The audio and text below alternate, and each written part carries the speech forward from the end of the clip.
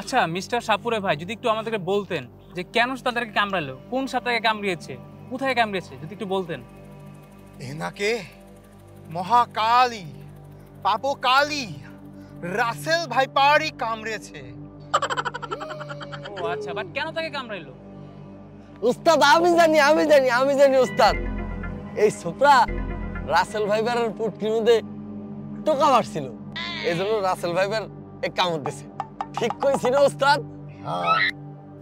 তো সুপ্রিয় দর্শক, আপনারা জানতে পারলেন রাসেল ভাইবারের পুটকিতে টোকা দেওয়ার জন্য একজনের জীবন চলে গেল।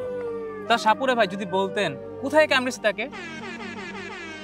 দুঃখের কথা আর কি বলবো ভাই, ছেলেটাকে রাসেল ভাইপার কোথায় কামড়েছে জানেন?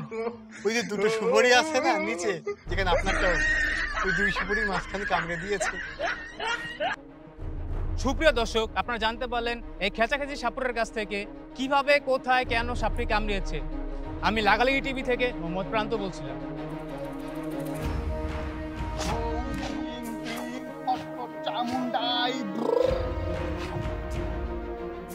না রে হারাধন, এই রুগীকে বাঁচানোর কোনো পথ পাচ্ছি না রে ভাই। একটা পথই খোলা আছে, চেনটা খুলে বেশি দূরে কাটে দেওয়া। উস্তাদ আমার ব্যাগের ভিতরে ছুরি আছে, বাইর করবো নাকি? হ্যাঁ বের কর। এই সুপারি কাটার দায়িত্বটা আপনি আমাকে দেন। ও বাবা গো,